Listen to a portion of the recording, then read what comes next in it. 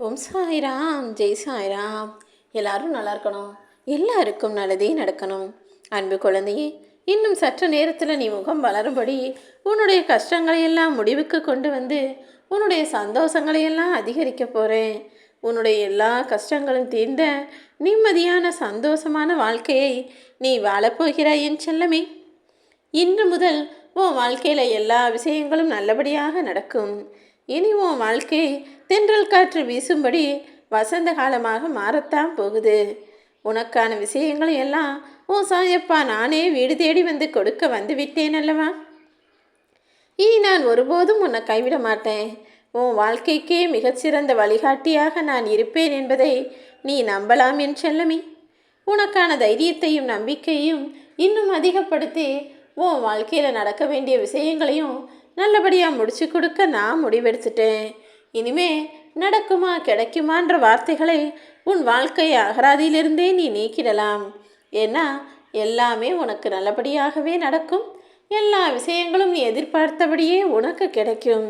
நல்லதே நடக்கும் என்ற நம்பிக்கையை மட்டும் உன் மனதில் பதிய வைத்துக்கொள்ளேன் செல்லமே.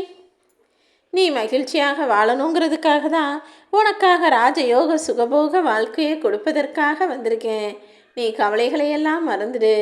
இனிமே நீ எல்லா விஷயங்களிலும் வெற்றி பெற்று சந்தோஷமாக வாழ்வதை பார்க்கதானே நானும் இப்போது இதை கேட்க சொன்னேன். நீ மூச்சுக்கு மூச்சு ஓம் சாய்ராம்னு சொல்கிற, இல்லைனா சாயப்பா சாய்பாபா துணைன்னு என்னை சொல்லிக்கிட்டே இருக்க. அப்படி இருக்கும்போது என்னுடைய நாமத்தை உச்சரிக்கும் வாழ்க்கையில் உனக்கு ஒளிமயமான எதிர்காலத்தை கொடுக்காமலா இருப்பேன்? இப்போது உன்னை சுற்றி சூழ்ந்திருக்கும் இருளிலிருந்து உன்னை வெளிச்சத்துக்கு கொண்டு வர வேண்டியது என்னுடைய பொறுப்பு. உன் மனம் அமைதியான சூழ்நிலைக்கு மாறும்படி எல்லா விஷயங்களையும் நான் செய்து முடிக்கிறேன் என் செல்லமே. உன்னை ஆட்டி படைச்சிக்கிட்டு இருக்க பிரச்சனைகளையெல்லாம் இனி முடிவுக்கு கொண்டு வருவது இந்த சாயப்பா என்னுடைய பொறுப்பு. இனிமே நீ எதை நினச்சும் வருத்தப்படாத. வாழ்க்கையில் பல பாடங்களை உனக்கு கற்றுக் கொடுத்துக்கிட்டு தான் இருக்கும். அதில் ஒன்று தான் யார் யாருக்கிட்ட எப்படி பழகணும், எந்த அளவுக்கு பழகணுங்கிறது. அதை முதல்ல நீ கண்டிப்பாக தெரிஞ்சு வச்சுக்கணும். அதை தெரிஞ்சுக்கிட்டாலே வாழ்க்கை நீ சுலபமாகவும் நிம்மதியாகவும் சந்தோஷமாகவும் வாழ்ந்துடலாம் என் செல்லமே. இந்த உலகத்தில் வாழக்கூடிய பல பேர் இந்த விஷயம் தெரியாமல் தானே முழிச்சுக்கிட்டும் சிக்கலில் மாட்டிக்கிட்டும் தவச்சிக்கிட்டு இருக்காங்க. ஏன்னா எல்லாருமே தன்னை போல தான் மற்றவங்க நினச்சிடுறாங்க.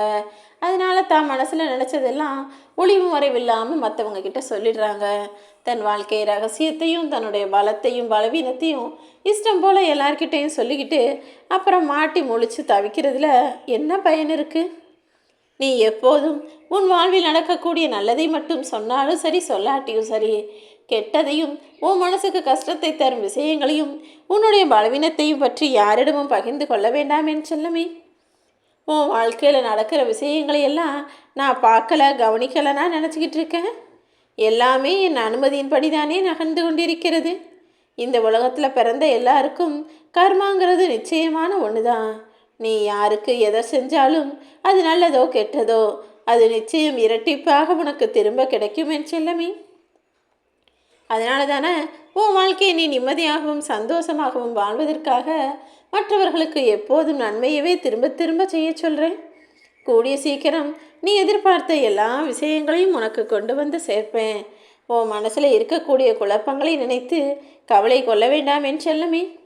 இனி எல்லாமே சரியாயிடும். உன் வாழ்க்கை சந்தோஷமாக இருக்கும்னு நம்பிக்கையோடு இந்த நாளை துவங்கு. இனி எல்லா விஷயங்களும் நீ எதிர்பார்த்தது போலவே நல்லதாகவும் சிறப்பானதாகவும் சரியானதாகவும் முடிவதற்கான வேலைகளை உன் சாயப்பா நான் பார்த்துக்கிறேன். ஒருத்தரை ஏமாத்துறதுனால இன்னொருத்தன் புத்திசாலி ஆகிடவே முடியாது. அப்படி யார் ஒருத்தர் இன்னொருத்தனை ஏமாற்றி தான் தான் திறமைசாலி தான் தான் புத்திசாலி நினைக்கிறானோ அவனை விட முட்டாள் வேறு யாருமே இருக்க முடியாது. ஏன்னா அவன் ஒருத்தர் ஏமாத்துறான்னா அங்கே என்ன நடந்திருக்குது? இன்னொருவர் இவனை முழுமையாக நம்பியிருக்காங்க. ஆனால் இவன் அவர்களை ஏமாற்றி விட்டார் என்று தானே அர்த்தம். அப்படி ஒருபோதும் மற்றவர்களுடைய நம்பிக்கை ஏமாற்றிய மனிதர்கள் நல்லா வாழ்ந்துடவே முடியாதுங்கிறத புரிஞ்சுக்கோ. எல்லாரையும் மனக்கசப்போட கையாளுவதை காட்டிலும் அவர்கள் என்னைக்காவது சரியாயிருவாங்க நம்பி நம்பி ஏமாறுவதை காட்டிலும் அவர்களை விட்டு விலகி நில். நிச்சயம் உன் வாழ்க்கையில் நான் நல்லதையே செய்து முடிப்பேன்.